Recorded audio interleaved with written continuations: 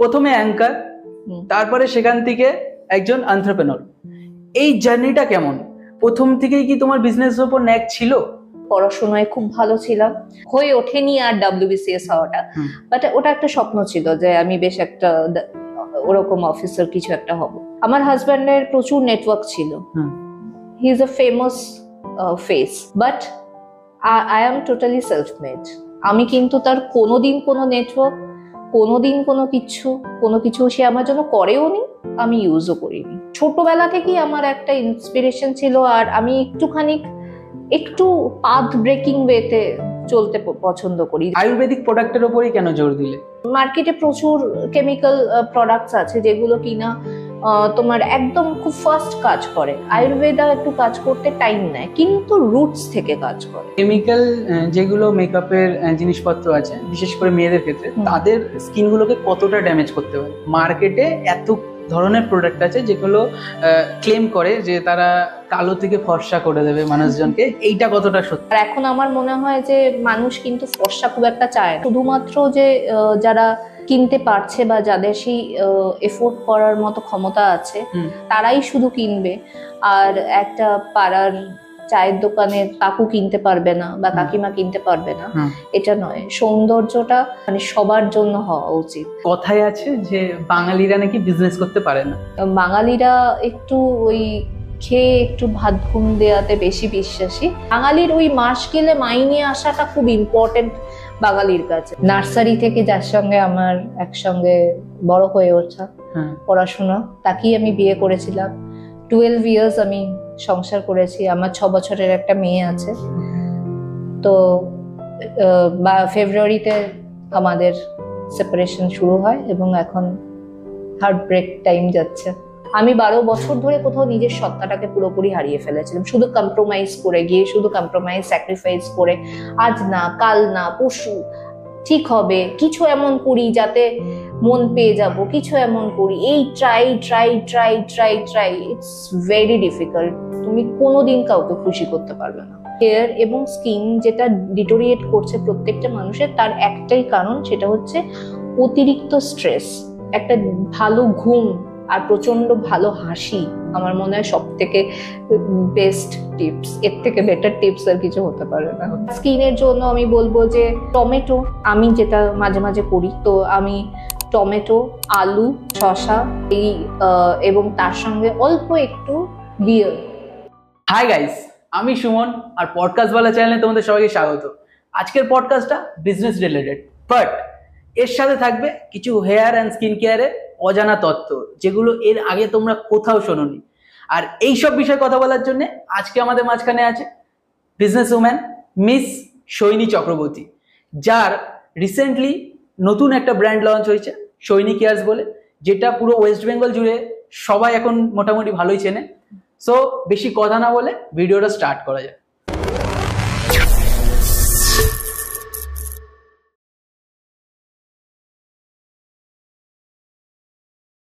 So welcome দিদি, কেমন আছো? খুব ভালো। ওকে, আচ্ছা, প্রথমে অ্যাঙ্কার, তারপরে সেখান থেকে একজন এন্টারপ্রেনার। এই জার্নিটা কেমন? মানে প্রথম থেকেই কি তোমার বিজনেসের উপর ন্যাক ছিল? তোমার যে স্ট্রাগল লাইফটা সেটা যদি আমাদের একটু তুলে ধরো। না, মানে অ্যাঙ্কার এন্টারপ্রেনারের মাঝখানে আমি কিন্তু একটা দীর্ঘ টাইম ধরে আমি জব করেছি, চাকরি করেছি। ওকে। তো কোনোদিনই ভাবিনি যে অ্যাঙ্কার হব বা এন্টারপ্রেনারশিপ যাব। গতে বাঁধা মধ্যবিত্ত পরিবার যেরকম হয়, আমার পরিবারও সেরকমই ছিল। পড়াশোনায় খুব ভালো ছিলাম, তো সেক্ষেত্রে পড়াশোনার পর যেটা হয় স্বাভাবিকভাবে আমার খুব ইচ্ছে ছিল WBCS অফিসার হব। তো তার জন্য আমি রাইসও প্রিপারেশন নিয়েছিলাম। তো সেই সময় অনেকগুলো পরীক্ষা ক্র্যাক করিও, কিন্তু তারপরে ইন্টারভিউতে গিয়ে হয়নি, বা যাই হোক হয়ে ওঠেনি আর WBCS হওয়াটা। বাট ওটা একটা স্বপ্ন ছিল যে আমি বেশ একটা ওরকম অফিসার কিছু একটা হব। তো তারপরে যেটা হলো সেটা হলো আমি বিয়ে করে নিলাম। ওকে। এবং বিয়ে করে নেওয়াতে আমার একদম গ্রাফ এখান থেকে এখানে নেমে গেল। তো যে অ্যাম্বিশনটা ছিল, যেটা ছিল ভেতরে, তো সেটার পর বিয়ে করে নেওয়াতে, খুব অল্প বয়সে বিয়ে করে নিয়েছিলাম। তো যার জন্য একটা সংসারের চাপ। তখন কি পড়াশোনার লাইফটা শেষ হয়ে গেছিল? জাস্ট মাস্টার ডিগ্রি, তোমার রেজাল্টও আউট হয়নি। তো আমরা সেম ব্যাচই ছিলাম, ব্যাচমেট, আমরা চাইল্ডহুড ফ্রেন্ড। ওকে। তো আমরা বিয়ে করে নিই, ডিসাইড করে নিই যে বিয়ে করে নিতে হবে। তো তারপরে যেহেতু ওর আর্নিং সেক্টরটা ভালো ছিল, সেই জন্য একটা রিস্ক নিয়ে বিয়ে করে নিয়েছিলাম। কিন্তু বিয়ের পরে বুঝতে পারলাম যে this is not my life. ঠিক আছে, আমার অনেক কিছু করার আছে, কারণ আমি খুব ছোটবেলাটা, আমার একদম জন্মটা, আমি বলছি আমার জন্মটা একদম শান্তিনিকেতনে, এবং নাচ শিখতাম, কবিতা লিখতাম। আমি খুব একটা মানে ক্রিয়েটিভ বাড়ি থেকে বিলং করি, বিশেষ করে আমার মায়ের দিকটা পুরো ক্রিয়েটিভ। মা খুব ভালো রবীন্দ্রসঙ্গীত গাইতেন, দিদা খুব ভালো রবীন্দ্রসঙ্গীত গাইতো। তো সেখান থেকে জার্নিটা ওই এসে গেছে, ওই ক্রিয়েটিভ ব্যাপারটা। তো প্রথমে ছিলাম, ইচ্ছেই ছিল যে আমি একদম একটা ফিল্মি স্টাইলে ছিলাম, আমি সারাক্ষণ শাহরুখ খানের মুভি দেখতাম, আর যেসব তখন ট্রেন্ডিং আমাদের ডিডিএলজি টাইপস, কুছ কুছ হোতা হ্যায় টাইপস, এই সমস্ত মুভি দেখতাম এবং প্রচন্ড ফিল্মি ছিলাম। তো কোথাও একটা ইচ্ছা ছিল যে পরবর্তীকালে বেশ গ্ল্যামার ওয়ার্ল্ডে যদি যেতে পারি, মডেল যদি হতে পারি, বা সিনেমা যদি হতে পারি। কিন্তু যেটা হয় যে আমার বাড়ি একদমই সাপোর্টিভ ছিল না সে ব্যাপারে। তো বাড়ি চেয়েছিল যে পড়াশোনায় ভালো মেয়ে, পড়াশোনা করুক, দেন চাকরি করুক, দেন সেটেল লাইফ। তো যাই হোক, তারপর তো আমি মাঝখানে একটা ছন্দপতন ঘটিয়েই ফেলি এবং বিয়ে করে ফেলি। এবং তারপরে আমার মনে হয় যে from the first day of my marriage আমি বুঝতে পারি যে আমি যদি চাকরি না করি আমি সার্ভাইভ করতে পারবো না। তো সেই কারণের জন্য আমার চাকরির ক্ষেত্রে পদার্পণ, এবং তারপর বেশ 12 বছরের বিবাহিত জীবনে মোটামুটি 10 বছর চাকরি করেছি। তারপরে একদমই টোটালি আমি লকডাউনের আগে থেকে আমি প্রচুর পলিটিক্যাল শোজ করতাম। যেহেতু কবিতা লিখি, সেই কারণের জন্য কবিতা সোর্সে স্টেজে কবিতা বলতাম, তারপর পলিটিক্যাল প্রচুর শোজ করতাম। তো সেক্ষেত্রে তখন কিন্তু ওটা রেমুনারেশন না নিয়েই করতাম, ওটা ভালো লাগা একটা প্যাশনের জায়গা, সেখান থেকে আস্তে আস্তে করতাম শোজ। তো একদিন মনে হলো যে কেন করছি, মানে এটা আমার রেমুনারেশন নেওয়া উচিত, যে আমি যে এফর্টটা দিচ্ছি, আমি এতক্ষণ 3 ঘন্টা 3.5 ঘন্টা স্টেজে থাকছি, তো আমার এটার জন্য পারিশ্রমিক নেওয়া উচিত। যদিও আমার ব্যাকে চাকরি থাকুক, তবুও আমার এটা নেওয়া উচিত। তো সেখান থেকে অ্যাঙ্কারিং এর জগতে আস্তে আস্তে পদার্পণ। তো আস্তে আস্তে স্টেজ শো শুরু করলাম, শুধু পলিটিক্যাল নয়, তারপর আস্তে আস্তে ওয়েডিং, ওপেন স্টেজ, একদম কর্পোরেট সবকিছুই করতে আরম্ভ করলাম। তো লাগাতার এটা তোমার বেশ 3-4 বছর ধরে করলাম। এটা কোভিড এর আগের থেকে? হ্যাঁ, একদম কোভিড এর আগের থেকে, মানে 2019 থেকে বলতে পারো যে স্টার্ট করেছি। তো তারপরে সাথে সাথে ইচ্ছা ছিল চাকরি ছেড়ে দেবো, এটা একটা মাথায় কোথাও ছিল। এগুলো করার সময় কি হাজবেন্ড সাপোর্টেড ছিল? হ্যাঁ, মোটামুটি। যেহেতু সেও একই তোমার ফিল্ডের, তো হি ইজ এ সিঙ্গার, তো একই ফিল্ডে। তো কিন্তু একটা কথা আমাকে এখানে বলতেই হবে যে আমার হাজব্যান্ডের প্রচুর নেটওয়ার্ক ছিল, he is a famous face, but I am totally self made. আমি কিন্তু তার কোনোদিন কোনো নেটওয়ার্ক, কোনোদিন কোনো কিছু সে আমার জন্য করেও নি, আমি ইউজও করিনি। আমি একদমই সেলফ মেড, আমি যেটুকু করেছি একদম নিজের ক্যাপাবিলিটিতে।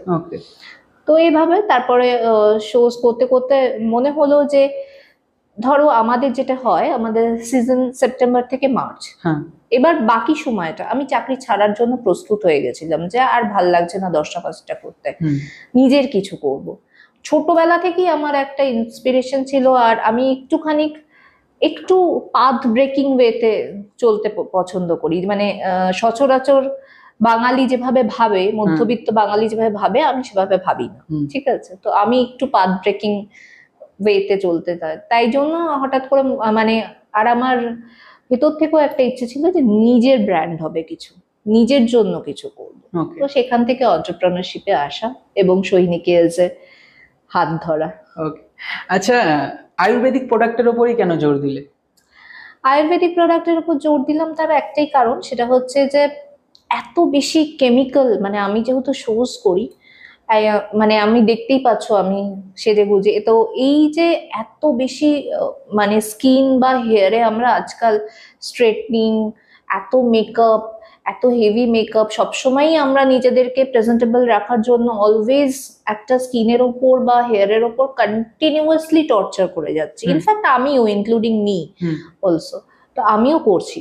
তো সেখানে আমার মনে হয়েছে যে একটু স্কিন কেয়ার, হেয়ার কেয়ারের যদি আয়ুর্বেদা আসে, কারণ আয়ুর্বেদাটা হয়তো খুব মার্কেটে প্রচুর কেমিক্যাল প্রোডাক্টস আছে যেগুলো কিনা তোমার একদম খুব ফাস্ট কাজ করে। আয়ুর্বেদা একটু কাজ করতে টাইম নেয়, কিন্তু রুটস থেকে কাজ করে, মানে তোমার স্কিন বা তোমার হেয়ারকে একদম রুটস থেকে নারিশ করে একদম সেভাবে ওটাকে তোমার যেটা স্কিনের বা হেয়ারের সমস্যা এটা সেভাবে প্রোটেক্ট করবে। তো সেই জন্য আয়ুর্বেদাতে আসা, আর যেহেতু আমাদের ঐতিহ্য আয়ুর্বেদা, তো এটা অফকোর্স খুব দরকার আয়ুর্বেদিক, কারণ আলটিমেটলি সবাই আমরা কিন্তু আয়ুর্বেদিকের দিকেই যাব। কত আর কেমিক্যাল নেব শরীরে, অলরেডি আমরা কেমিক্যাল ইনটেক করছি অনেক। কেমিক্যাল যেগুলো মেকআপের জিনিসপত্র আছে, বিশেষ করে মেয়েদের ক্ষেত্রে, তাদের স্কিন গুলোকে কতটা ড্যামেজ করতে পারে? প্রচুর ড্যামেজ হয়, প্রচুর। মানে ইনফ্যাক্ট আমি আমার স্কিন এবং হেয়ারের অবস্থা দেখেই ডিসাইড করি যে আমাকে এই আয়ুর্বেদিক স্কিন কেয়ারে যেতে হবে, কারণ মানে একটা স্ট্রেটনিং, একটা স্মুথনিং বা একটা আয়রনিং এতটা স্কিনে ড্যামেজ করে, হাইলাইট এতটা স্কিন মানে হেয়ার ড্যামেজ করে, বা স্কিনে এই যে মেকআপ লাগাচ্ছি আমরা, তুমি দেখতেই পাচ্ছ আমার স্কিনে কিন্তু অলরেডি প্রচুর প্রবলেমস রয়েছে, তো প্রচুর পরিমাণে ড্যামেজ করে দেয়, প্রচুর পরিমাণে। এটা এতটাই ভেতর থেকে ড্যামেজ করে যে তখন আর কিছু করার থাকে না, তখন আবার তোমাকে মানে সেই মানে কি বলবো, একদমই পুরো প্লাস্টিক সার্জারি বা ওই দিকে যেতে হবে, কিন্তু সেটা তো সবার পক্ষে এফোর্ড করা সম্ভব নয়। তো যেটা সাধারণ জনগণ এফোর্ড করতে পারবে, যেটা সাধারণভাবে হেয়ার এবং স্কিনকে ভালো রাখতে পারবে, তার জন্য আমার মনে হয় সৈনিক কেয়ার্স খুব ভালো। ওকে, আচ্ছা, কেমিক্যালস বলো বা আয়ুর্বেদিক বলো, মার্কেটে তো প্রচুর বড় বড় ব্র্যান্ড রয়েছে, সেক্ষেত্রে কোনো সময় মনে হয়নি যে তোমার ব্র্যান্ড যখন মার্কেটে আসবে তাদের থেকে অনেক পিছিয়ে পড়তে পারে, সেই ভয়টা কোনো সময় লাগেনি? না, লাগেনি বললে তো হবে না। তো অফকোর্স প্রচুর প্রচুর প্রচুর টাফেস্ট কম্পিটিশন, সবাই অনেকেই আয়ুর্বেদিক নিয়ে কাজ করছে এবং আমার থেকে অনেক তারা মানে অনেক বেশি ক্যাপেবল, অনেক বেশি মার্কেটিং স্ট্র্যাটেজিতে আছে ভালো। কিন্তু কোথাও আমার বিশ্বাস যে সৈনিক কেয়ার্সও ব্র্যান্ড তৈরি করবে, কারণ আমি আমার প্রোডাক্টের ক্ষেত্রে কোনো কম্প্রোমাইজ করি না। ওকে, তো আমার প্রোডাক্ট এখনো অবধি, আমার জাস্ট 4 months রানিং আমার কোম্পানি সৈনিক কেয়ার্স, তো এখনো অবধি যেটুকু রিভিউজ গেছে সবাই কিন্তু প্রচন্ড পরিমাণে উপকৃত। তো এই যে প্রোডাক্টের সাথে আমি কোনো কম্প্রোমাইজ করি না এবং সেখানে 100% অনেস্টি আছে আমার, তো আই থিঙ্ক যে এটা আমাকে পরবর্তীকালে সেই এফেক্টটা দেবে। আচ্ছা, সৈনিক কেয়ার্স এর প্রোডাক্টের মধ্যে কি কি ভ্যারিয়েন্ট আছে, আর এটা কি ছেলে মেয়ে সবাই ইউজ করতে পারবে? এটা একদমই টোটালি ইউনিসেক্স। এবং আমার হেয়ার কেয়ারে এখন অবধি আমার 13টা প্রোডাক্ট আছে এখন অবধি। তো হেয়ার কেয়ারে আমার হেয়ার সিরাম আছে, আমার হেয়ার অ্যালোপেক্স অয়েল আছে, যাদের একদম অ্যালোপেশিয়া ধরনের ফাঁকা হয়ে যায়, একদম চুল উঠে ফাঁকা হয়ে যায়, যাদের অ্যালোপেক্স অয়েল তাদের জন্য রয়েছে। আমার অ্যান্টি ড্যান্ড্রাফ এবং অ্যান্টি হেয়ার ফল, আমরা ম্যাক্সিমাম ক্ষেত্রে দেখি ড্যান্ড্রাফের আলাদা শ্যাম্পু, হেয়ার ফলের আলাদা শ্যাম্পু, আবার কন্ডিশনিং এর আলাদা জিনিস, তো আমি তিনটেকেই এক জায়গায় মিক্স করেছি, অ্যান্টি হেয়ার ফল এবং অ্যান্টি ড্যান্ড্রাফ এবং কন্ডিশনিং শ্যাম্পু। আর আরেকটা রেখেছি যে যাদের খুব ফ্রিজি হেয়ার, মানে খুব এলোমেলো হেয়ার, যাদের খুব মানে ম্যানেজেবল করতে খুব প্রবলেম হয়, তাদের জন্য একটা প্রোটিন শ্যাম্পু রয়েছে। আর একটা হেয়ার ভাইটালাইজার রেখেছি, যাদের মানে হেয়ার ভাইটালাইজারটা আমি নিজে ইউজ করে দেখেছি যে উইদিন 15 days এর মধ্যে তুমি দেখতে পারবে যে জায়গাগুলো ফাঁকা হয়ে গেছে সেই জায়গাগুলোতে ছোট ছোট চুল গজাচ্ছে। এটা মানে মিরাকেল, মানে এটা একদম হেয়ার ফলও কমাবে এবং রিগ্রোথও করবে। এটা আমার হেয়ার কেয়ারের আছে। আর স্কিনের ক্ষেত্রে আছে আমার ভিটামিন সি সিরাম আছে, আমার নাইট ক্রিমটা খুব ভালো। ভিটামিন সি যেহেতু স্কিনে আমাদের ডালনেস, আমাদের রাফনেস এবং আমাদের প্রচুর পিম্পলস, আজকাল আমাদের স্কিনে দেখা যায় যে প্রচুর পিম্পলস মানুষের বেরোচ্ছে, এবং অ্যান্টি এজিং যেটা, যে একটা বয়সের ছাপ অনেকেরই তাড়াতাড়ি পড়ে যায়, তো ভিটামিন সি সিরাম তার জন্য ভীষণ পরিমাণে কার্যকরী। এবং আমার তোমার ক্লিনজার রয়েছে যেটা কিনা বিটসওয়ালা। তো এই বিটস গুলোর মধ্যে ক্লিনজিং দিয়ে একবার সারাদিন কাজ করে আসার পর যে যে প্রফেশনে আছে একবার এসে ক্লিনজার দিয়ে মুখ ওয়াশ করলে একদম ইনস্ট্যান্ট গ্লো দেখতে পাবে। মানে এটা আমি একদম মানে একদম কি বলবো, একদম হলপ করে বলতে পারি ইনস্ট্যান্ট গ্লো আসবে। আমার ভিটামিন সি ফেস ওয়াশ আছে যেটা কিনা অরেঞ্জ ফ্লেভারের, সেটা তো তোমার প্রচুর মানে গ্লো বাড়ায়। নাইট ক্রিম আছে আমার যেটা কিনা থ্রু আউট ইয়ার্স ধরে যায়। অনেক সময় গরমকালে অনেকে নাইট ক্রিম লাগাতে চায় না, যে ভাবে যে বোধহয় চ্যাট চ্যাট করবে করবে, কিন্তু আমার নাইট ক্রিমটা খুব লাইট এবং একদমই ওই চ্যাটচ্যাটে ব্যাপারটা একদমই থাকে না। প্লাস আমার তোমার অ্যান্টি পিম্পলস সিরাম রয়েছে, ব্লেমিশিং ক্রিম রয়েছে। মেইন যেটা আরেকটা সমস্যা আছে পিগমেন্টেশন মানুষের। একটু এজ হয়ে গেলে মানে 30 আপ হয়ে গেলে পিগমেন্টেশনটা একটা প্রচন্ড পরিমাণে প্রবলেম। তো আমার পিগমেন্টেশন ক্রিম ইজ ভেরি মানে একদম জাদুর মতো কাজ করে। তুমি উইদিন 1 সপ্তাহের মধ্যে তুমি দেখতে পাবে যে একদম অনেকের নিচে তার দাগ হয়ে যায় না, নিচে তার দাগ হয়ে যায়, বিভিন্ন রকমের স্কিনে দাগ হয়ে যায়, তো সেই দাগগুলো একদম হাওয়া হয়ে যাবে একদম। তো এক ফ্রেশনেস আসবে, সবকিছু আসবে। আচ্ছা, তোমার কাছ থেকে আমার একটা জানার জিনিস আছে, সেটা হলো মার্কেটে এত ধরনের প্রোডাক্ট আছে যেগুলো ক্লেম করে যে তারা কালো থেকে ফর্সা করে দেবে মানুষজনকে, এইটা কতটা সত্যি? দেখো, স্কিন কালার খুব একটা চেঞ্জ করা যায় না, ঠিক আছে? তো আমরা যার যেটা স্কিন টোন সেখান থেকে খুব ফর্সা হওয়া মানে ইটস নেক্সট টু ইম্পসিবল। আর এখন আমার মনে হয় যে মানুষ কিন্তু ফর্সা খুব একটা চায় না, মানুষ নিজের স্কিন টোনটার উপরে গ্লোনেস বা মানে আরো বেশি ক্লিন ব্যাপারটা বেশি করে চায়। তো ফর্সা হ্যাঁ একটা টাইমের পর ফর্সা হয়, যদি রেগুলার ইউজ করা যায়, রেগুলার স্কিন কেয়ার করা যায়, তাহলে কিন্তু অনেকটা। ডিট্যানিং ক্রিম আছে আমার 7 in বিউটি ক্রিম আছে, তো সেগুলো কিন্তু অনেকটা যেটা আলগা ট্যান পরে বা আলগা একটা আমাদের ব্ল্যাক শেডস আসে সেটা কিন্তু রিমুভ হয়ে যায়, সেটা সম্ভব। আচ্ছা, তুমি যে প্রোডাক্ট গুলোর কথা বললে, সেই সেম প্রোডাক্ট তো অন্য কোম্পানিরও আছে, অন্য ব্র্যান্ডেরও আছে, সেক্ষেত্রে একটা প্রাইসটাও অনেকটা বড় ম্যাটার করে। তো ওই প্রাইস থেকে তোমার প্রাইসের মধ্যে ডিফারেন্সটা কতটা? আমি খুবই খুবই রিজনেবল প্রাইস রেখেছি, যাতে সব ধরনের মানুষ, শুধুমাত্র যে যারা কিনতে পারছে বা যাদের সেই এফোর্ড করার মতো ক্ষমতা আছে, ভগবান যাদেরকে দিয়ে পাঠিয়েছেন, তারাই শুধু কিনবে। আর একটা পাড়ার চায়ের দোকানের কাকু কিনতে পারবে না বা কাকিমা কিনতে পারবে না, এটা নয়। সৌন্দর্যটা মানে সবার জন্য হওয়া উচিত। তো আমি এটাতে বিলিভ করি, যাতে সেই কারণের জন্য আমি আমার প্রাইস লিস্টটা খুবই কম রেঞ্জে রেখেছি, যাতে কিনা সবাই সেটা কিনে এফোর্ড করে নিজেকে সুন্দর করতে পারে। আচ্ছা, কথায় আছে যে বাঙালিরা নাকি বিজনেস করতে পারে না, এই কথাটার সাথে কতটা বেশি সম্মান? এটা আমি মানে মানি তো, কারণ বাঙালিদের যেটা প্রবলেম আমার মনে হয় যে বাঙালিরা একটু ওই খেয়ে একটু ভাত ঘুম দেওয়াতে বেশি বিশ্বাসী দেন কিনা।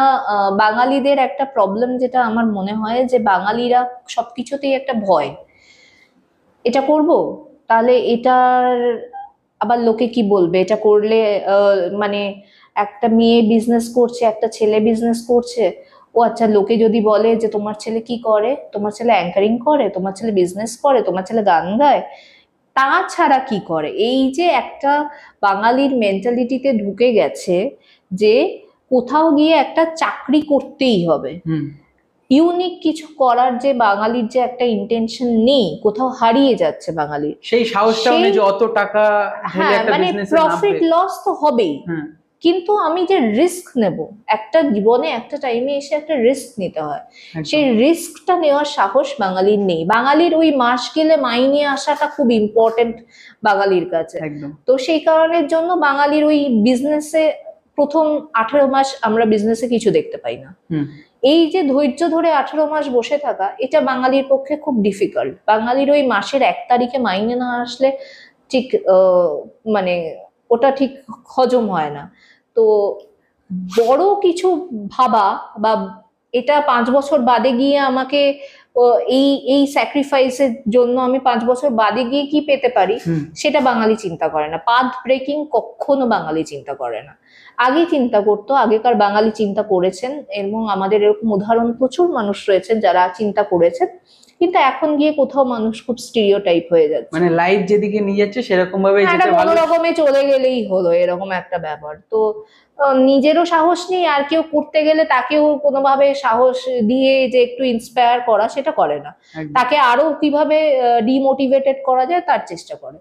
তো এই বাঙালির এই মানে পেছন থেকে টেনে ধরার টেন্ডেন্সি যতদিন থাকবে, বাঙালি বিজনেসে কিছুই করতে পারবে না। ওকে, আচ্ছা, বিজনেসের ক্ষেত্রে গেল, অ্যাঙ্কারিং হিসেবে তুমি যত বছর কাজ করেছো, অ্যাঙ্কার যতদিন ছিলে বা এখনো যদিও আছো, সেক্ষেত্রে সবসময় তো বাঙালিদের মধ্যে একটা লোকিবাজি টাইপের চলতে থাকে। ওখানে কেমন অসুবিধা ফেস করতে হয়েছে তোমার? প্রচুর ফেস করেছি। বিশেষ করে মানে মেয়েদের থেকে তো আমার যারা কন্টেম্পোরারি রয়েছে, যারা ফিমেল অ্যাঙ্কার, তাদের থেকে তো পেয়েছি। জানা শো ক্যান্সেল করে দিয়েছে, নিজে গেছে সেখানে, এরকম হয়েছে। অর্গানাইজারকে বলেছে না, ও ভালো শো করতে পারে না, ঠিক আছে, ওকে ওকে নেবেন না, এরকম তো আছে। প্রচুর কম্প্রোমাইজের অফার্স এসেছে আমার কাছে। এটা তো কমন জিনিস, প্রচুর। কিন্তু আমি এখন অবধি বলতে পারি যে আমি I have never done any compromise. যেটুকু আমি করেছি আমার নিজের ক্যাপাবিলিটিতে, এবং খুব সহজে মানুষকে আমি না বলতে জানি, এবং সেটা এড়িয়ে, এর জন্য আমার একটুখানি ব্যাড আমার প্রতি লোকের একটুখানি ভাবে যে আমি ভীষণ অহংকারী, ভীষণ অ্যারোগেন্ট, কিন্তু কিছু করার নেই। কারণ আমি ওই জায়গাটাতে একদমই কোনোভাবেই কোনো রকম ভাবে আমি ওটাকে যাব না। আমার তার জন্য প্রচুর ওঠার কোনো ইচ্ছা নেই আমার। তো এটা আমাকে ফেস করতে হয়েছে, প্রচুর অর্গানাইজারের থেকেও ফেস করতে চাই, মানে টিল ডেট, মানে আজকের ডেট অবধিও আমাকে প্রচুর এরকম অফার্স আসে। আমি জাস্ট আনসিন করে ডিলিট করে বেরিয়ে যাই। যার ট্যালেন্ট দরকার, যার কাজ দরকার, সে ঠিক আমাকে খুঁজে নেবে, আর যার দরকার নেই তার কাজ করার আমার দরকার নেই। আচ্ছা, এখনের টাইমে দাঁড়িয়ে বিজনেসটাকে আর অ্যাঙ্কার হিসাবে এই দুটোকে কিভাবে ব্যালেন্স করে চলছো? এখনের টাইমে দাঁড়িয়ে শোজ তো অফকোর্স এখন একটু বেছে করি। আগে যেমন প্রচুর শোজ করতাম, প্রচুর মেদিনীপুর মাচা ধরনের শো প্রচুর করতাম। এখন একটুখানি দেখে নিয়ে, একটুখানি ভেবে নিয়ে যে এর মানে এই শো করে কি হবে, বা কতটা এফেক্টিভ, বা কতটা ভালো জনতা ওখানে আছে, কতটা আমার নিতে হবে, এরকমও শোজ এর অফার মানে করে দেয় লোকজন, অর্গানাইজাররা করে দেয় যে এই ড্রেস কোডই যেতে হবে। এসব বাদ দিয়ে মানে এখন আমি আমার মার্জি চালাই, এটা বলতে পারি। ওকে।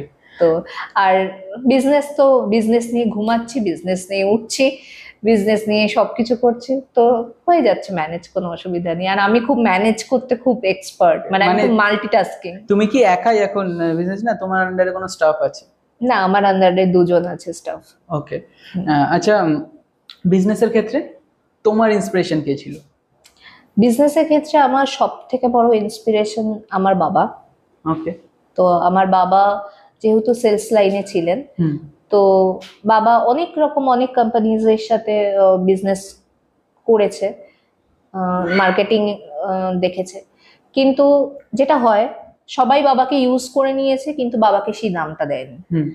তো তখন থেকে বাবার একটা ইচ্ছা ছিল, আমরা 2 বোন, যে কোনো একজন বিজনেস করবে। তো অনেক দিন তো যখন আমি চাকরি করতাম, বাবা সবসময় বলতো যে একটা বিজনেস করতে হবে, একটা বিজনেস করতে হবে। কাজে আমার বিজনেসটা হয়তো গিয়ে, বা আমার বাবার বিজনেস নিজেকে হয়তো শেষ বয়সে এসে প্রতিষ্ঠিত করার একটা জায়গা বলতে পারেন। এবং আমার খুব কাছের একজন বন্ধু, যে কিনা আমার ইন্সপিরেশন। ওকে, আচ্ছা, এখনের টাইমে দাঁড়িয়ে বিজনেসের ক্ষেত্রে তোমাকে তোমার ফ্যামিলি কতটা সাপোর্ট করছে? এখনের টাইমে দাঁড়িয়ে আমার ফ্যামিলি জয়েন্ট, কিন্তু জয়েন্ট ফ্যামিলিতে যে এরকম হয় আমার কোনো আইডিয়া ছিল না। তো যখন থেকে আমি সাকসেসফুল হতে আরম্ভ করলাম, যখন থেকে আমি প্রচন্ড পরিমাণে আমার মুখ দেখাতে আরম্ভ করলাম, আমার সেটা অ্যাঙ্কারিং এর সোর্সেই হোক বা যাই হোক, তো টুকটাক মডেলিংও করেছি, তো আমার ফ্যামিলি আমাকে একদম বয়কট করা আরম্ভ করলো, মানে আমার এক্সটেন্ডেড ফ্যামিলি, ইভেন আমার নিজের দিদি পর্যন্ত।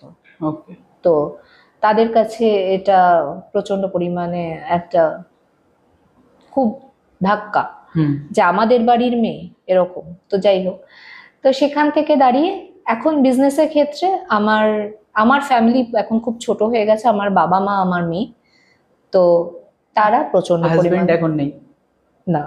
ওকে, তো তারা আমাকে প্রচন্ড পরিমাণে ইন্সপায়ার করে এবং তাদের জন্যই আমি বেঁচে আছি, সৈনিক কেয়ারও বেঁচে আছে। ওকে, আচ্ছা, লাইফে কোনোদিনও ব্রেকআপ হয়েছে, মন ভেঙেছে?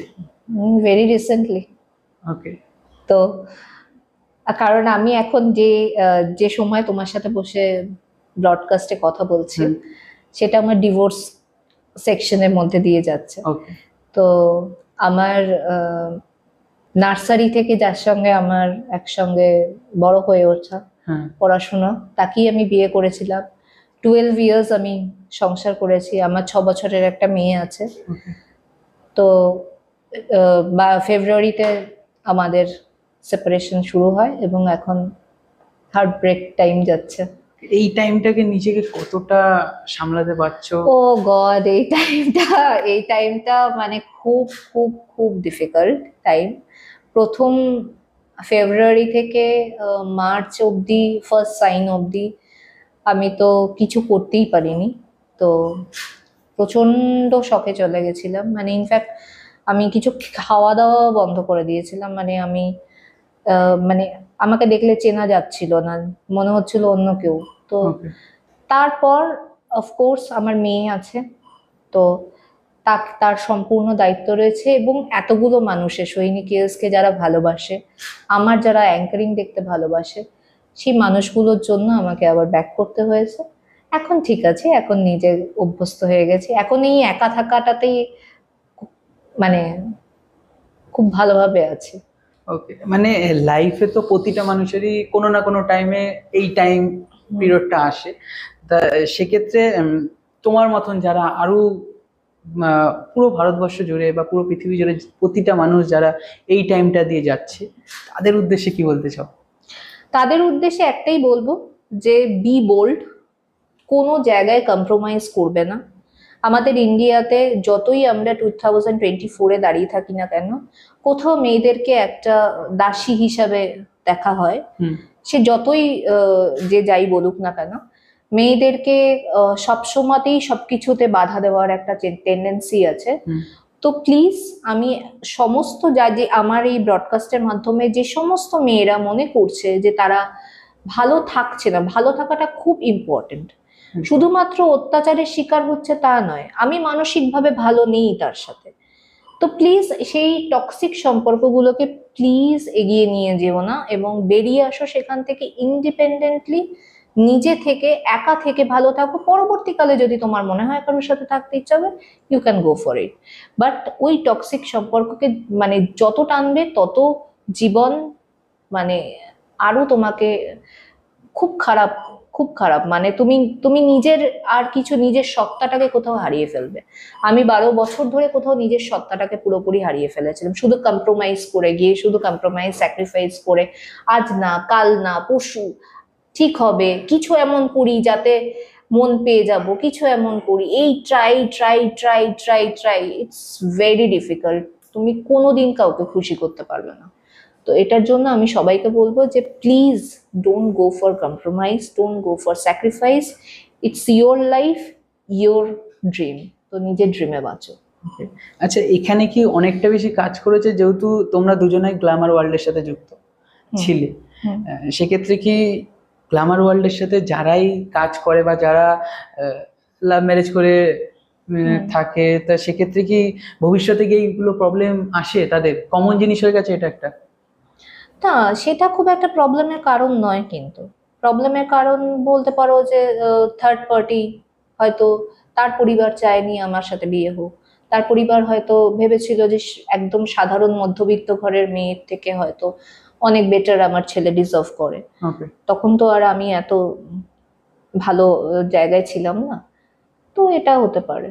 তো সেই কারণের জন্য হয়তো টেকেনি, যেটা টেকার নয় সেটা টিকবে না। আচ্ছা, তোমার বিজনেস মডেলটা কি ধরন? আমার বিজনেস মডেল হচ্ছে সৈনিকেস সৈনিকেস সৈনিকেস, সব জায়গায় যেন সৈনিকেসটা একদম মানে সবার মুখে মুখে, আমজনতার মুখে যেন সৈনিকেস ছড়িয়ে যায়। এটা কি কেউ ফ্র্যাঞ্চাইজি হিসাবে নিতে পারে? অফকোর্স নিতে পারে, যদি যদি সে চায় তো অফকোর্স নিতে পারে। আমি ফ্র্যাঞ্চাইজিতে তো অফকোর্স যাব এখনই, সবে তো 4 মাস হয়েছে। অফকোর্স আমি আস্তে আস্তে ফ্র্যাঞ্চাইজি মডেল, প্রত্যেকটা ডিস্ট্রিক্টে আমার ডিস্ট্রিবিউটর থাকবে এবং সেটা পরবর্তীকালে সেটা অল ইন্ডিয়া বেসিসে যাবে এবং সেভাবে আশা করছি, ফিঙ্গার ক্রস। ওকে। আচ্ছা, যেহেতু এখন শার্ক ট্যাঙ্ক চলছে, ইন্ডিয়া না বাংলাদেশেও এখন নতুন চালু হয়েছে, সেক্ষেত্রে শার্ক ট্যাঙ্কে কি যাওয়ার ইচ্ছা আছে? হোপসো, নিশ্চয়ই যাব। ওকে। আচ্ছা, এখন সৈনী চক্রবর্তী কতটা ভালো আছে পার্সোনাল লাইফে? খুব ভালো আছে, যেটা একদম মানে অনেক দিন ধরে চেয়েছিলাম যে শুধু নিজেরটুকু ভাববো। সবাই অফকোর্স সবাইকে নিয়ে আছি, কিন্তু কোথাও গিয়ে সোহিনী চক্রবর্তী হারিয়ে যাচ্ছিল। তো এখন গিয়ে এসে আলটিমেটলি সোহিনী চক্রবর্তী ফিরে এসেছে। তো এটা আমার কাছে একটা বিশাল বড় একটা পাওয়া, একটা পিস, যেটা আমার কোথাও হারিয়ে গেছিল। খুব ক্যাওটিক লাইফ ছিল আমার, তো সেখান থেকে আমি এখন আস্তে আস্তে একটা মেন্টালি ডিপ্রেশনে চলে যাচ্ছিল আস্তে আস্তে, সেখান থেকে এখন একটা পিসফুল লাইফে আমি এখন বিলং করছি। তো সারাদিন কাজের পর আমি যে কমপ্লেক্সটায় থাকি সেখানে এত বেশি নেচার ওরিয়েন্টেড, যখন বারান্দায় দাঁড়াই একদম চারিদিকে ভেরি, আমরা যেহেতু মফস্বল এলাকায় থাকি, চারিদিকে ভেরি, আকাশের তারা দেখতে পাই, প্রচুর হাওয়া। আমি 9th ফ্লোরে থাকি, তো প্রচুর হাওয়া, আর একটা ইয়েলো লাইট জ্বালিয়ে রাখি, মেয়ে তো আছে। তো এই যে ফিরে এসে একটু ওয়েব সিরিজ দেখা, একটু একটু কিছু সবকিছু নিয়ে একটু পড়াশোনা করা, একটু কবিতা লেখা, একটু বই পড়া, এই যে নিজের সোহিনী চক্রবর্তী নিজের যে সময়টা, সেটা এখন পেয়ে এখন খুব ভালো আছে। নিজের সত্তাটাকে এখন ফিরে পেয়েছে একদম পুরোপুরি ভালো। এখন মা বাবা কতটা সাপোর্ট? প্রচন্ড পরিমাণে। মা বাবা ইজ মানে আমার সবকিছু। মা বাবা প্রচন্ড পরিমাণে সাপোর্টিভ, প্রচন্ড। বিশেষ করে আমার বাবা তো মানে খুবই, মানে বাবা চিরকালই খুব ইন্ডিপেন্ডেন্ট মেয়ে হবে এবং নিজের সে থাকবে, কারোর ওপর ডিপেন্ডেন্সি থাকবে না, নিজের একটা ব্র্যান্ড থাকবে, নিজের একটা থাকবে। তো আমার বাবা চরম নারীবাদী, একদম ছেলেদেরকে খুব একটা মানে নিজে পুরুষ মানুষ হিসাবেও কিন্তু অলওয়েজ মেয়েদেরকে বেশি সাপোর্ট করেন। তো এটা আমার কাছে একটা খুব বড় পাওয়া। ওকে। আচ্ছা, তোমার ব্র্যান্ডের ক্ষেত্রে মার্কেটিংটা কতটা বেশি ম্যাটার করে একজন বিজনেসম্যান হিসেবে? দেখো, বিজনেসম্যান হিসেবে আগে মার্কেটিং এর কথা এখন চিন্তা করলে আগে আমার মনে হয় যে আগে ব্র্যান্ড ভ্যালুটা বেশি ইম্পর্টেন্ট। ওকে। তো সোহিনী কেয়ার সবে লঞ্চ হয়েছে 4 মাস হলো। তো আগে আমি ব্র্যান্ডিং, যে সবাই আমাকে চিনছে, কারণ আমি হেয়ার কেয়ার এবং স্কিন কেয়ার নিয়ে কাজ করি, আগে আমার ওপর ট্রাস্ট বিল্ড করাটাই এখন বেশি জরুরি। দেন একবার যদি ট্রাস্ট বিল্ড হয়ে যায় এবং একবার যদি মানুষ উপকৃত হয় আমার প্রোডাক্টস দিয়ে, তো অটোমেটিকলি মার্কেটিংটা আস্তে আস্তে চ্যানেলাইজ হয়ে যাবে। এবং অফকোর্স আমাদের আমার এবং আমার যারা টিম রয়েছে, ডিজিটাল পার্ট যারা দেখছে এবং আমার বাবা যেহেতু সেলস লাইনে ছিলেন, তার একটা মার্কেটিং সম্বন্ধে হিউজ আইডিয়া আছে। এবং আমি আমার যারা ম্যানুফ্যাকচারার রয়েছে তাদের সঙ্গে সবার সাথে একটা টিম ওয়ার্ক, সারাক্ষণ নিয়ে কথা বলা, কিভাবে আরো এটাকে ব্রডার অ্যাসপেক্টে নিয়ে যাওয়া যায়, এবং কিভাবে আমরা আরো মার্কেটিং কি কি করলে কোনটা দরকার বেশি, এই মুহূর্তে কোনটার উপর বেশি জোর দেওয়া উচিত, এটা কন্টিনিউয়াসলি স্ট্র্যাটেজি চলতেই থাকে।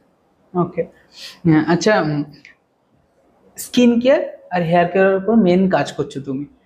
সেক্ষেত্রে আমাদের দর্শকদের বলো বা ছেলে মেয়ে সবাইকে যদি তুমি কোনো একটা টিপস দিতে চাও, কি কি টিপস দিতে চাও? প্রথমত হচ্ছে স্কিন হেয়ারের তো প্রোডাক্টস পরে লাগাবে, আগে ভেতর থেকে নিজেকে সব সময়, যেটা আমাদের মেইন সমস্যা হেয়ার এবং স্কিন যেটা ডিটোরিয়েট করছে প্রত্যেকটা মানুষের, তার একটাই কারণ, সেটা হচ্ছে অতিরিক্ত স্ট্রেস। আমরা সবাই প্রচন্ড পরিমাণে স্ট্রেস লাইফ লিড করি।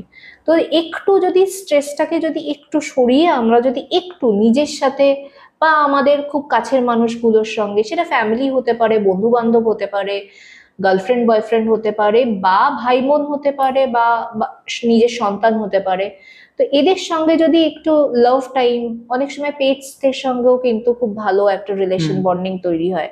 আর একটু নেচার, আমি সবসময় সবাইকে বলি যে একটু নেচারের কাছাকাছি, একটু আকাশ দেখবো, একটু গাছের পাতাগুলো নড়ছে সেগুলো দেখবো, একটু জল বয়ে যাচ্ছে সেটা দেখবো, একটু বৃষ্টিতে ভিজলাম, একটু নিজের মানে আমাদের একটু ঘাসের ওপর দিয়ে হাঁটলাম, একটু মেডিটেশন করলাম, একটা ভালো ঘুম আর প্রচন্ড ভালো হাসি আমার মনে হয় সব থেকে বেস্ট টিপস। এর থেকে বেটার টিপস আর কিছু হতে পারে না।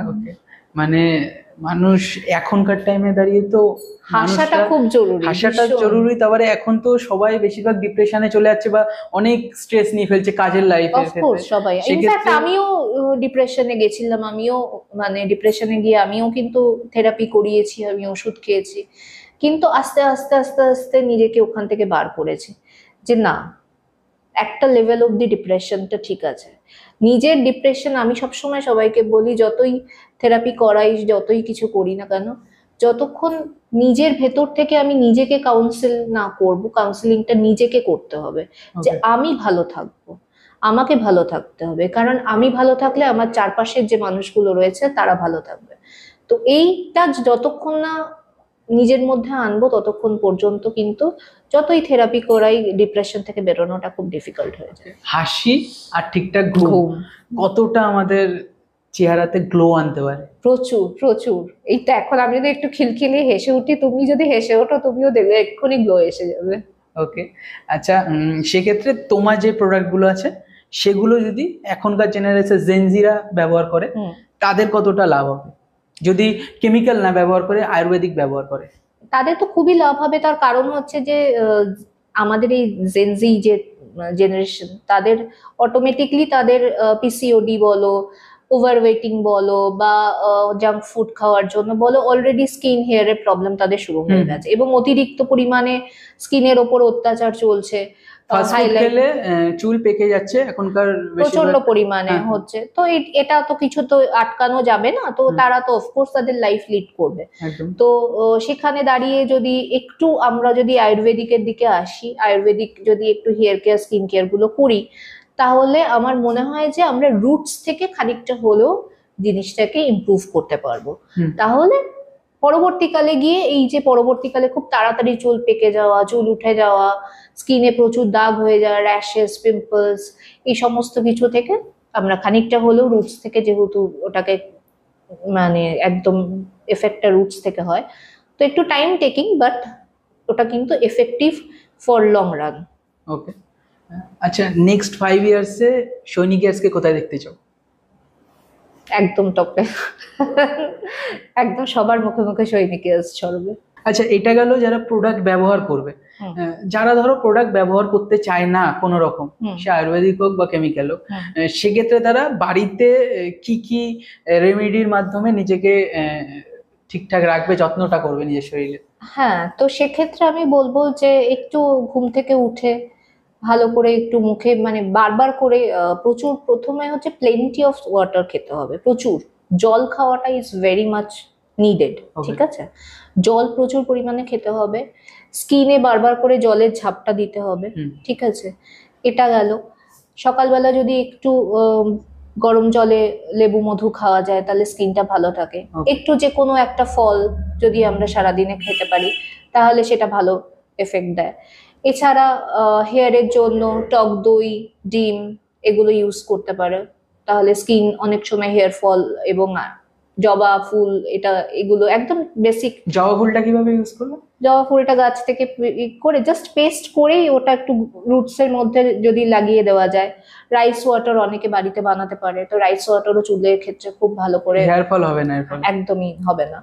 তো এগুলো। আর স্কিনের জন্য আমি বলবো যে টমেটো, আমি যেটা মাঝে মাঝে করি, ওকে, তো আমি টমেটো, আলু, শসা এই এবং তার সঙ্গে অল্প একটু বিয়ার, যদি কেউ এফোর্ড করতে পারে করলো, আর না করতে পারলে করলো না, সেটা দিয়ে যদি আমরা একটু স্কিনটাকে মাসাজ করি ওকে, তো ইনস্ট্যান্ট গ্লো আসে। তো এটা একটা খুব ভালো রেমেডি। অ্যালকোহলটা কিসের কাজে লাগে এখানে স্কিনে? বিয়ারটা খুব স্কিন, অ্যালকোহল যদি একটু অল্প পরিমাণে ইউজ করা যায় না, ওকে, তো গ্লো বা যেটা আমাদের মানে একদম স্কিন রাফ হয়ে গেছে যাদের, ব্লিচিং এর কাজ করে অ্যালকোহল প্রচন্ড পরিমাণে, ব্লিচ করে, তো স্কিনের ট্যানিং ভাবটা উঠিয়ে দেয়। তো এটা খুব ইম্পর্টেন্ট। আচ্ছা, এত তো লাইফে তোমার ওঠানামা এসছে, তা সেক্ষেত্রে ভগবানে তুমি কতটা বিশ্বাস করো? ভগবানে ওরকম ভাবে আমি ঠিক মূর্তি পুজোয় বিশ্বাসী নই। ঠিক আছে, আমার বাড়িতে যেহেতু দুর্গাপুজো হয় এবং 70 বছরের পুরনো দুর্গাপুজো, আমি কিন্তু খেয়েও অঞ্জলি দিয়েছি। ঠিক আছে, তো আমি মনে করি যে ভগবান প্রত্যেকটা মানুষের মধ্যে রয়েছে। আমি কাজে বিশ্বাসী।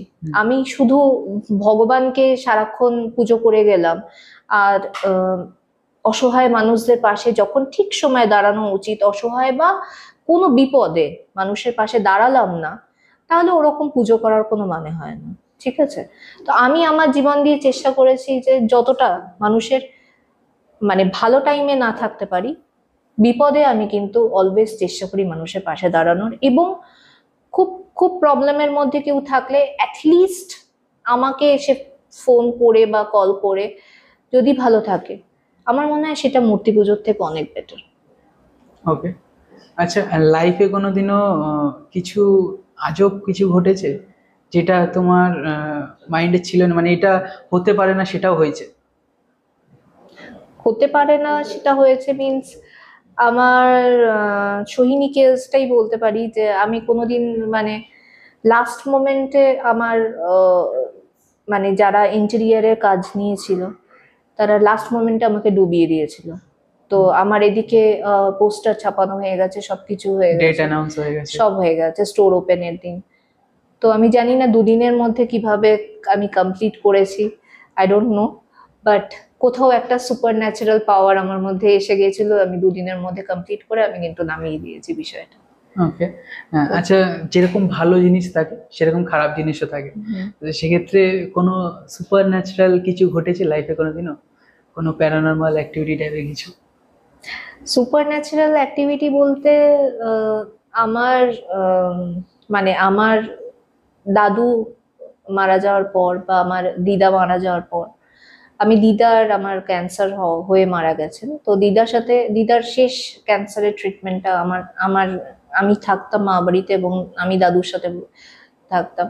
তো দিদা মারা যাওয়ার পর আমার প্রচন্ড পরিমাণে মনে হতো যে মা বাড়িতে, তখন আমি খুবই ছোট, জাস্ট মাস্টার ডিগ্রি পড়ছি, তো মনে হতো যে ওই দিদার স্মেলটা পাচ্ছি বা খাটে এসে বসলো, এসব ফিল হয়েছে। কিন্তু তারপর নিজের মনকে বুঝিয়েছি যে একটা মানুষ যে কিনা নিজের বাড়িকে নিজে হাতে তৈরি করেছে তার পক্ষে এত তাড়াতাড়ি ছেড়ে যাওয়া সম্ভব নয়। তো এটা অফকোর্স, যেহেতু তোমাকে একটু বেশি ভালোবাসতো তুমি, হ্যাঁ, আর আমি যেহেতু শেষ সময়টাতে ছিলাম সেই কারণে তোমাকে তোমার মানে আমি দাদু দুজনেই ফিল করেছে এটা। আচ্ছা, এখন এত বিজনেস বা অ্যাঙ্কারিং এ এত টাইম দিচ্ছ, সেক্ষেত্রে ফ্যামিলিকে কতটা টাইম দিতে পারো?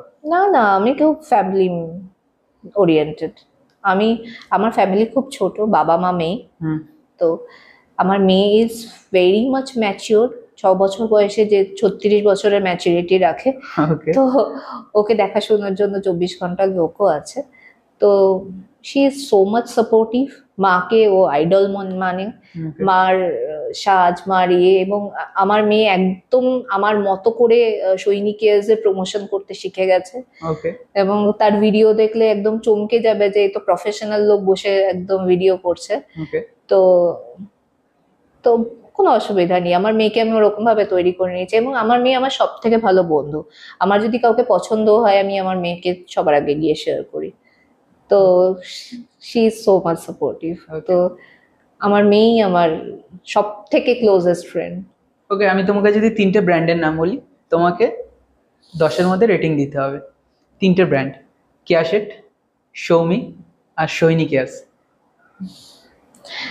দেখো এটা খুব বলা মুশকিল, কারণ আমি জাস্ট স্টার্ট করেছি। এনারা অনেক বেশি আমার থেকে অনেক দিন ধরে কাজ করেছেন এবং তারা অনেক বেশি এক্সপিরিয়েন্সড। তো এখানে আমি নিজেকে সবার লাস্টেই রাখবো এখন। তো আমার মনে হয় কেয়াশেট, সৌমিস, তারপর সৈনিক কেয়ার্স। থ্যাংক ইউ সো মাচ দিদি আমাদের পডকাস্টে আসার জন্য। তোমার এখানে এসে কেমন লাগলো? ভীষণ ভালো, তোমাদের সাথে আড্ডা দিয়ে মানে পডকাস্ট ওয়ালাকে অনেক অনেক অনেক শুভকামনা, মানে প্রচুর প্রচুর একদম মন থেকে আমি একদম প্রে করে যাচ্ছি যে তোমাদের চারিদিকে নাম ছড়িয়ে যাক। পডকাস্টওয়ালা যেন সব জায়গায় ছড়িয়ে পড়ে। তোমরা ভীষণ ভালো টিম, ভীষণ ভালো টিম ওয়ার্ক, খুব ভালো হচ্ছে। আমি তোমাদের ফলো করি, তো তোমাদের কাজ খুব ভালো লেগেছে আমার। তো এরকম ভাবে এগিয়ে যাও আর মানুষকে ইন্সপায়ার করতে থাকো, আর ইউনিক কাজ করবে অফকোর্স। একদম একদম দিদি, থ্যাংক ইউ সো মাচ। তোমাদের এই সাপোর্টটা আমাদের দরকার খুবই। একদম অলওয়েজ আছে। ওকে, তো বন্ধুরা আজকের মতন ভিডিওটা আমরা এখানেই শেষ করছি। দেখা হচ্ছে নেক্সট পডকাস্টে। ততক্ষণের জন্য আমাদের চ্যানেলটিকে সাবস্ক্রাইব করে নাও, লাইক করে নাও, শেয়ার করে নাও। আর এরকম ধরনের ভিডিও আরো দেখতে গেলে আমাদের কমেন্ট সেকশনে অবশ্যই জানাও। Bye bye.